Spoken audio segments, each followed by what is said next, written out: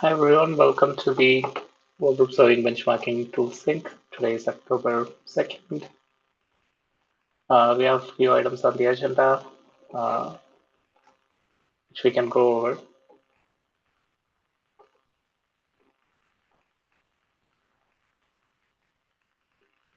Yeah, we can also talk about the timing for this meeting, probably next week when more folks are here. Um, the 9 a.m. ones are not well attended. We can figure out how to move to another time.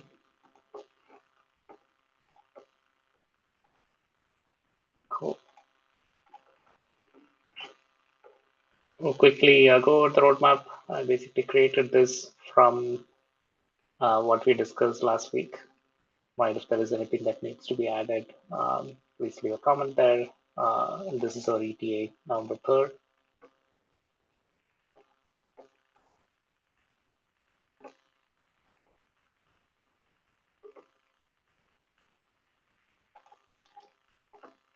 We'll quickly look at the new issue triage.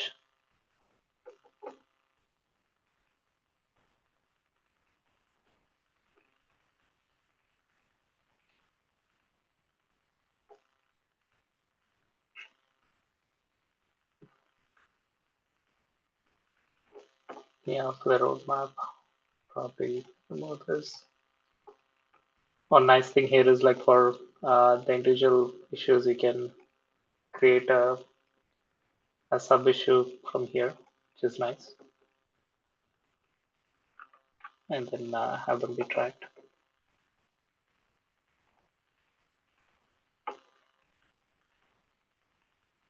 SGLang not working.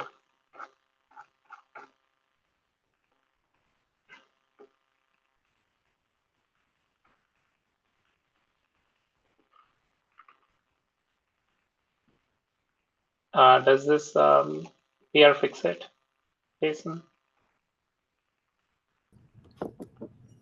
I know they added one in this PR, but I think the other one was also missing that I pinged Sachin on.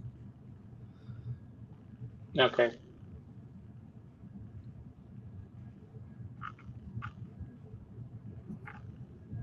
And do we know why it causes failures when some metrics are not there? I think in this PR, they fixed why it was causing error. I don't know off the top of my head why it was causing the error. I think Okay. report gen expects it, I'm guessing, because it's in the base, but then it's not implemented in the inherited class, and so it errors for what they fixed in this PR. But I think there was still another one missing. Okay. Makes sense. Yeah, it would be good to see how, yeah, even if all the metrics aren't there, ideally it feels like we don't have to zero things specifically, but It would be nice to see if there was some static check available in our tooling to make sure that when people implement uh, the actual concrete classes of base classes or abstract classes, that it properly implements everything that we're expecting it to. yeah. Yeah, I had some work a while back to address this. There's one in progress that partially addresses this.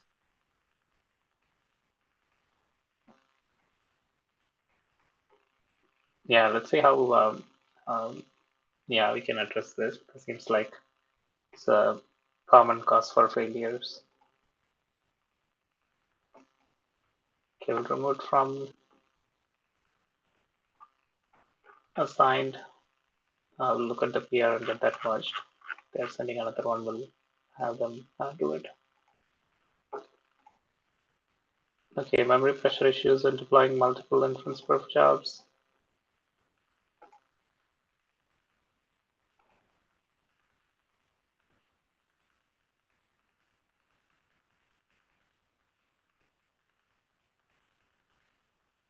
Yeah, this makes sense. Yeah, we'll take a look at the PR. Since you're already working on it, remote needs triage. Chat for fixed data gen. Yeah, go ahead, Brendan. Yeah, just a heads up on the last issue. I did close that out, or I did close out the PR and backlog that one, so no active work on that one yet. But yeah, for this one, the shared prefix data gen, this is one that Jason noticed a week or two ago, where the number of just the number of tokens in the prompt didn't actually match up with what we were seeing in the output reports. We were expecting, so like in this config, we were expecting a prompt length of about 128, and we were seeing prompt lengths of about 130 to 130, like anywhere between 130 and 140. Okay. There's sort of a hacky fix that gets around this by just trimming down the prompt, but again, this one's been backlogged. Okay, makes sense. Yeah, we'll leave that open for now. Let's yeah, find out what the right fix is. Should we consider adding that to 1.0? This one? I think it would probably be good to, at very least, clarify the behavior. Yeah. Because I think in general, this is not what we would expect. And we don't have a root cause of why this happens. So if this is going to be a behavior in perpetuity, we should probably document it or understand it. Yeah, that makes sense. Yeah, I'll mark it as part of the 1.2 milestone. Load sweeps create duplicate request rates.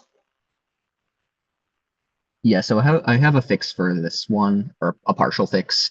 We just added, so the request rates that we're generating when we're using the linear sweep, I believe. I just added two more. We're now producing request rates with up to two decimal points as opposed to just integers. So we may still see duplicates, but this like hugely reduces the risk. Okay.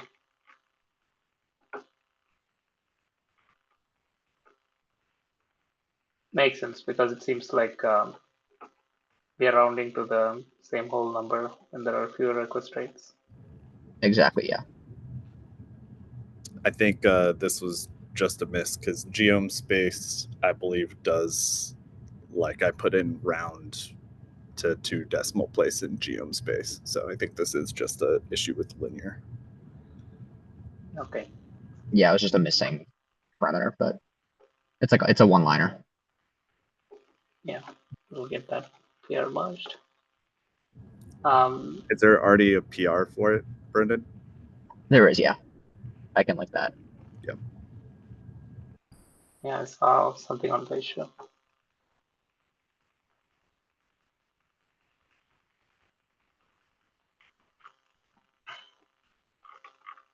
Yeah, so this one, yeah, I'll mark this as important soon because we have seen some requests for it. But we'll see if we get someone to contribute to this. We'll mark it as needed for 1.2 since it's a P2. Then we'll see if someone has time to implement this. Cool, those are all the new issue triage. Let's quickly look at the open PRs. So there are a few of these.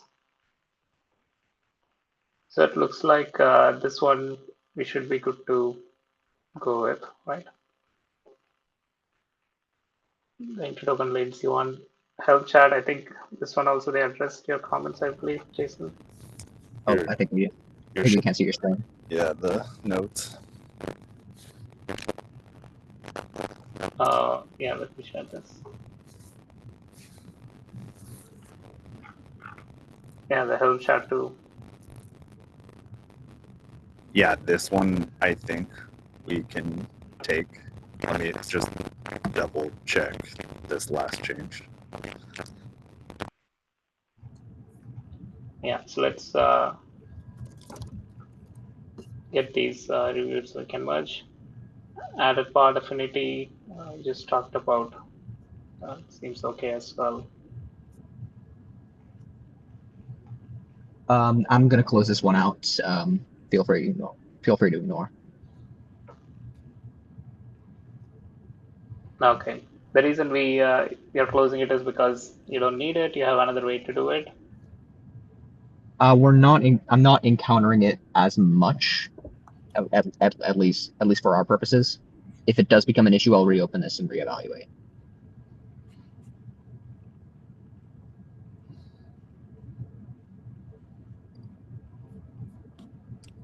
I think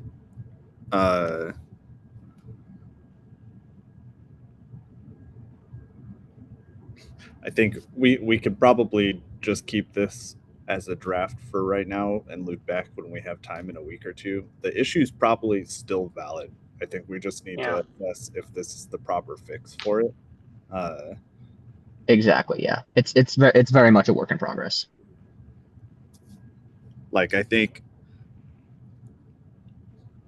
the proper fix, if I'm proposing an alternative and we're talking about it right now, might be to specify some minimum request for CPU and memory that actually right sizes inference perf. Yeah. As opposed to just using an entire machine. I don't know if it's a valid worst case to like occupy an entire machine in all cases. So maybe then the other alternative, if we can't ubiquitously say the CPU and memory requirements for the job you're trying to deploy, is just making this optional. Yeah. I think at least like when we are running it, we should set the resource request, right? So we consume, yeah, the CPU that we need.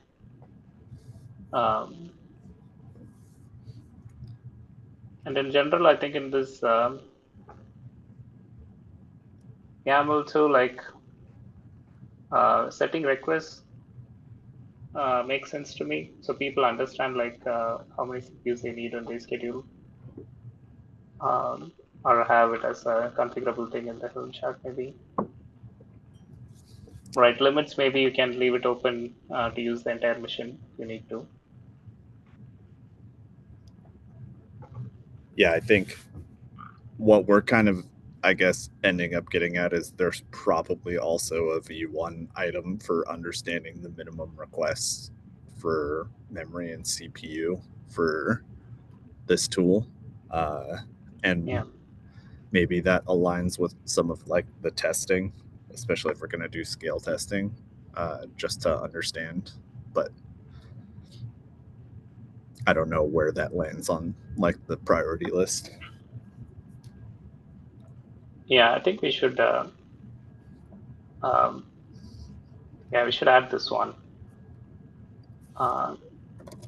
Yeah, and it's probably simple enough where one of our newer contributors can take a look. And if not, and it gets to the point where I can justify sinking some more time into this, I'll pick it up. Yeah, because like,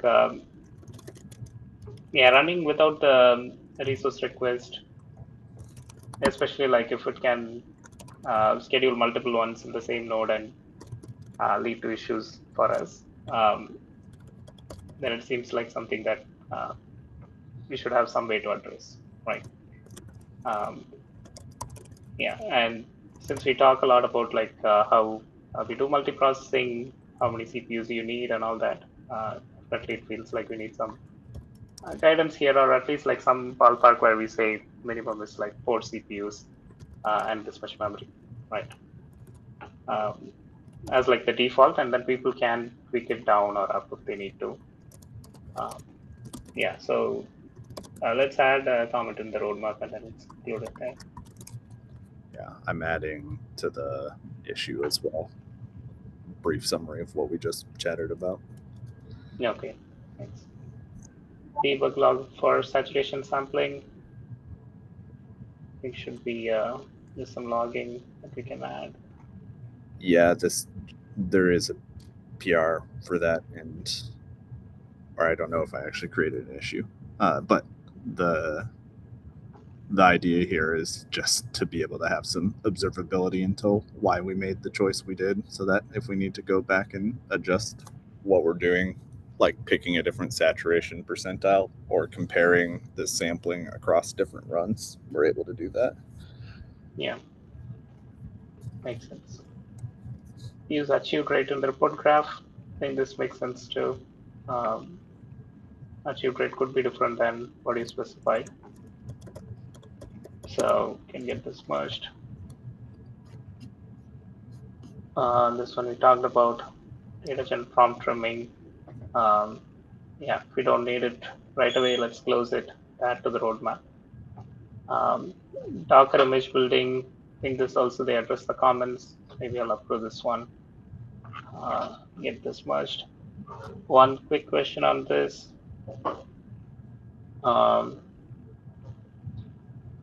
Yeah, we are using PDM install now. So since like the container image is being used in multiple places, we can quickly take a look to make sure this looks okay for merging, because it updates by conversion as well.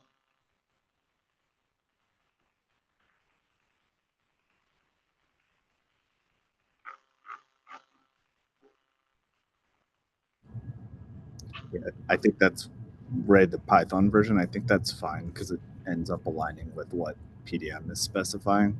So like I think the Docker image actually is different than the PDM image or the PDM version. Yeah, makes sense. Yeah, so we can get that merged. Add request timeouts and circuit breakers. I think this one we should review. Folks on the LMD side, someone was asking when we can merge this as they're starting to test it out.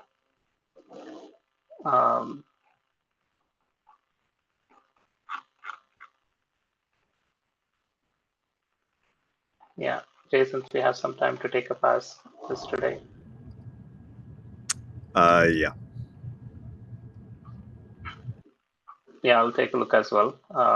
As long as we have we have some testing, and if we feel like some of the options, not all of the options are needed right away.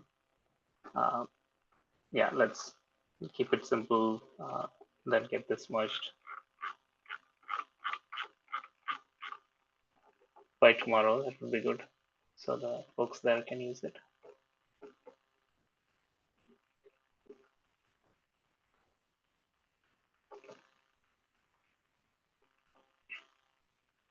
Okay.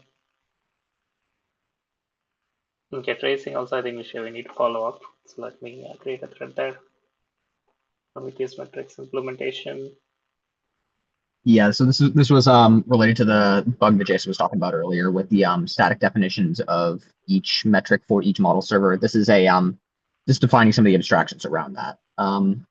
We're not actually using them yet. I'm going to actually switch over to using those in a follow-up PR, but doing so in this one would bloat this to a 600-700 line change. So splitting this. So this is just the first segment of it.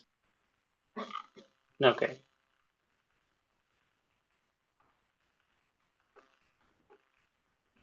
Makes sense. Yeah, we'll create this as well.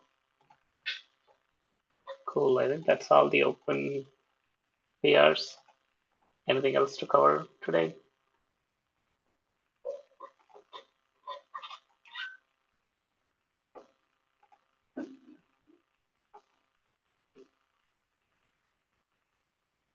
Okay.